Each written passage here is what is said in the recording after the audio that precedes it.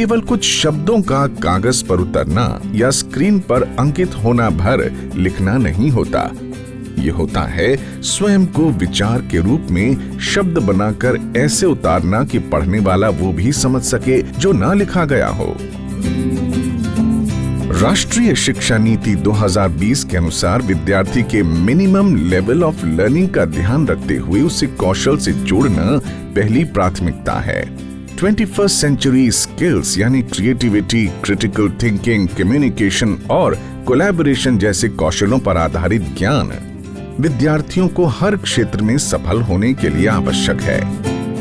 इन्हीं कौशलों में से एक है लेखन कौशल। CCLE में जो एक बहुत इम्पॉर्टेंट कंपोनेंट है वो है लेखन की जो कला है उसको बच्चों के अंदर विकसित करना। तो CCLE के अंदर जो गतिविधियां हैं उसमें इस बात पर बहुत जोर दिया जा रहा है कि बच्चे जो हैं वो अपने भावों को व्यवस्थित तौर पर कागज़ पर उतार सकें। इसमें सिर्फ एक ही फॉर्म ऑफ राइटिंग पे नहीं जोर है, ये भी इम्पॉर्टेंट है कि बच्चे अलग अलग स्टाइल्स ऑफ राइटिंग सीखें और समझें। तो ये बच्चों को एक राउंडेड स्किल्स हमको देने के लिए ये CCLE का एक कंपोनेंट बहुत इम्पॉर्टेंट है। और मुझे लगता है कि बच्चों को इस तरह की चीज़ें सिखाने से न सिर्फ उनके व्यक्तित्व में निखार आएगा बल्कि आगे चल के उनको बहुत अच्छा रोजगार का भी साधन हो सकता है। लेखन अभिव्यक्ति का वो माध्यम है जिसके द्वारा हम अपने विचार उस व्यक्ति तक पहुंचाते हैं जो हमारे समक्ष नहीं होता। फिर चाहे वो साहित्य लेखन हो, पत्र या ईमेल लेखन हो, आर्टिकल लेखन हो या फिर प्रोजेक्ट प्रपोजल लेखन। सुप्रसिद्ध वैज्ञानिक और विचारक बेंजामिन फ्रैंकलिन ने कहा है, कुछ ऐसा लिखो जिसे पढ़ा जा सके और कुछ ऐसा करो जिसे लिखा जा सके। अर्थात अच्छा लेखन सिर्फ विचार ही नहीं, विशेष कौशल भी मांगता है। साथ ही लिखने से व्यक्तित्व विकास भी होता है। विद्यार्थी इस गतिविधि से न सिर्फ संवाद के लिए प्रभावी लेखन सीखते हैं बल्कि उनका शब्द भंडार बढ़ता है। अच्छा साहित्य पढ़ने की रुचि जागृत होती है। लिखने से उनमें स्वयं की मौलिक सोच विकसित होती है। साथ ही साथ उनकी हैंड राइटिंग भी अच्छी होती है। 21वीं सदी के कौशलों पर आधारित सतत एवं व्यापक मूल्यांकन कार्यक्रम के अंतर्गत राइटिंग स्किल को एक अनिवार्य घटक के रूप में समाहित किया गया है। विद्यार्थी लेखन के इस कौशल को चरणबद्ध तरीके से सीख सकें, इसके प्रति अपनी कला विकसित कर सकें। इसी उद्देश्य से CCLE के तहत स्कूलों में माह के प्रथम शनिवार को लेखन से संबंधित विभिन्न गतिविधियां कराई जाती हैं। निबंध लेखन। निबंध लेखन के प्रमुख चरण: विषय का चुनाव एवं शोध कार्य, विद्यार्थियों द्वारा व्यक्तिगत रूप से लेखन, विचारों व तथ्यों का क्रमबद्ध प्रस्तुतिकरण, समूह चर्चा एवं अवलोकन। Good morning dear students. Please sit down. किसी विषय को गहन रिसर्च के बाद तर्क और तथ्यों के माध्यम से इस तरह प्रस्तुत करना है जिससे कि उस विषय को विस्तार पूर्वक समझा जा सके। निबंध व्यक्तित्व की अभिव्यक्ति भी है और किसी विषय विशेष का विस्तृत स्वरूप भी। निबंध के मैम 3 भाग होते हैं: प्रस्तावना, विषय वस्तु, उपसंहार। Very nice. ये अच्छे निबंध लेखन की ही शक्ति है कि हजारी प्रसाद द्विवेदी, विद्यानिवास मिश्र और महादेवी वर्मा जैसे निबंधकारों द्वारा लिखे गए निबंध आज भी उतने ही प्रासंगिक और प्रभावी हैं जितने कि वे लिखते समय थे। लेकिन वर्तमान दौर में प्रायः देखा जाता है कि निबंध के नाम पर विद्यार्थी वंडर्स ऑफ साइंस और माई हॉबी जैसे गिने चुने निबंध रट लेते हैं जिसका उद्देश्य परीक्षा में नंबर लाने के अतिरिक्त और कुछ नहीं होता। ऐसे में विद्यार्थी न तो निबंध लेखन का वास्तविक उद्देश्य समझ पाते हैं और न ही उसका सही शिल्प सीख पाते हैं। राष्ट्रीय शिक्षा नीति 2020 में विद्यार्थियों को इसी रटंत विद्या से दूर करने पर जोर दिया गया है। निबंध लेखन की इस गतिविधि के अंतर्गत विद्यार्थियों को पूर्व निर्धारित थीम के अनुसार विषय दिया जाता है जिसके लिए वे रिसर्च करते हैं, विषय को समझते हैं और फिर अपने मौलिक विचारों के अनुसार निबंध लिखते हैं। लेखन की इस गतिविधि से विद्यार्थियों की कल्पनाशीलता बढ़ती है, उनके व्यक्तित्व में निखार आता है, साथ ही उनकी मौलिक सोच भी विकसित होती है। समाचार पत्र लेखन। समाचार पत्र लेखन के प्रमुख चरण, पूर्व प्रकाशित समाचार पत्रों का अवलोकन, कार्य योजना निर्माण एवं भूमिका निर्धारण, तय भूमिका के अनुसार लेखों एवं खबरों को लिखना, विभिन्न पृष्ठों का संकलन एवं प्रस्तुतिकरण। समाचार पत्र या अखबार हमारे दैनिक जीवन का महत्वपूर्ण हिस्सा हैं। आसपास होने वाली घटनाओं, देश विदेश की खबरों और राष्ट्र की दिशा दशा का पता हमें इन्हीं समाचार पत्रों के माध्यम से लगता है। सीसीएलई की सामूहिक गतिविधि के अंतर्गत प्रत्येक सदन के विद्यार्थी अपना स्वयं का अखबार प्रकाशित करते हैं।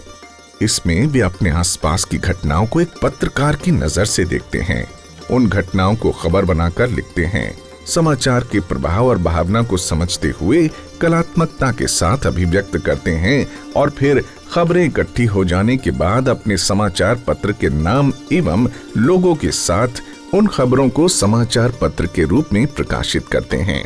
इस गतिविधि से विद्यार्थी में सही और गलत खबर की पहचान, आम जन की समस्या और उसके निवारण के लिए समाचार लेखन और राष्ट्र निर्माण में उनकी स्वयं की भूमिका के महत्व को समझते हैं। साथ ही वे अखबार के विभिन्न विभागों, राजनीति, खेल, रक्षा, प्रचार प्रसार आदि की भूमिका भी समझते हैं।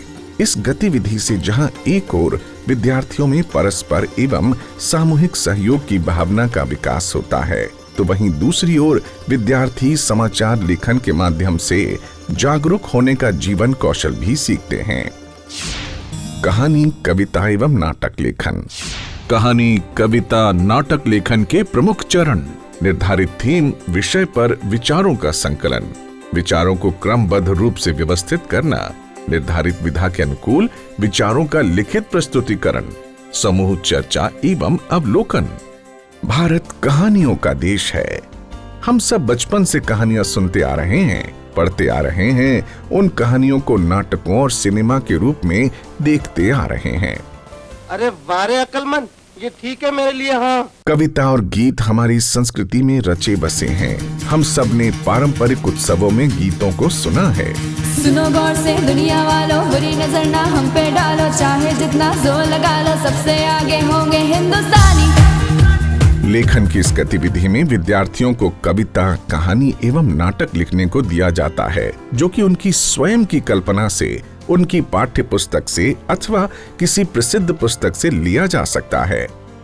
सीसीएलई की इस गतिविधि से विद्यार्थी में रचनात्मकता एवं कल्पनाशीलता का विकास होता है, जीवन के सूक्ष्म अवलोकन की कला विकसित होती है, संवेदनशीलता आती है, साथ ही स्वयं के विचारों को कलात्मकता के साथ अभिव्यक्त करने का आत्मविश्वास भी जागृत होता है। विद्यालय शिक्षा का घर है, शिक्षा का देती अवसर है, बच्चों को शिक्षा मिलती है, गुरुजन को मिलता आदर है। साथ ही साथ अगर किसी बच्चे में लेखन की प्रतिभा है तो उसे और अधिक परिष्कृत होने का मौका भी मिलता है।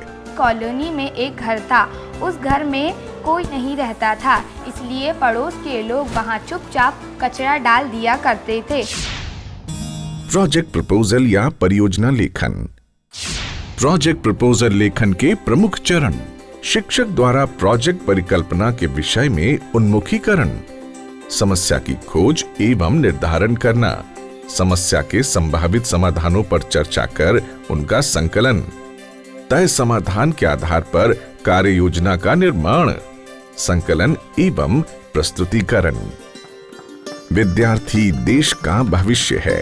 देश की समस्याओं का समाधान आगे जाकर इन्हीं युवाओं को करना है, लेकिन समस्याओं को सुलझाने के लिए उनकी पहचान, उनके बारे में चिंतन और उनके निराकरण के लिए एक गहरी समझ आवश्यक है।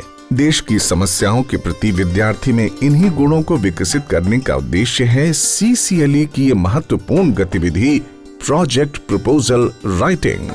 इस गतिविधि के अंतर्गत विद्यार्थी अपने आसपास की समस्याओं जैसे मोहल्ले की सफाई, जल प्रदूषण को रोकने या पर्यावरण प्रदूषण जैसी समस्याओं को चिन्हित करके समाधान खोजने का प्रयास करते हैं और अपने प्रपोजल को सही स्वरूप में लिखकर प्रस्तुत करते हैं। Resume writing. स्व विवरण या रिज्यूमे राइटिंग के प्रमुख चरण, शिक्षक द्वारा रिज्यूम के विषय में उन्मुखीकरण, छात्रों द्वारा अपने संभावित स्वप्न एवं लक्ष्य का निर्धारण, छात्रों द्वारा अपने सामर्थ्य एवं कौशलों का संकलन। दिए गए रिज्यूम प्रारूप में उपरोक्त जानकारियों का प्रस्तुतिकरण। रिज्यूमे राइटिंग या स्व विवरण वर्तमान दौर की आवश्यकता है। लेखन की इस गतिविधि के अंतर्गत विद्यार्थियों को रिज्यूमे राइटिंग का कौशल सिखाया जाता है, जिससे कि वे आने वाले समय में खुद को बेहतर तरीके से अभिव्यक्त कर सकें। इस गतिविधि से विद्यार्थी ईमानदारी के साथ खुद को इंट्रोड्यूस करना सीखते हैं, अपने मजबूत एवं कमजोर पक्षों को जानते हैं एवं एक अच्छे रिज्यूमे की उपयोगिता भी समझते हैं।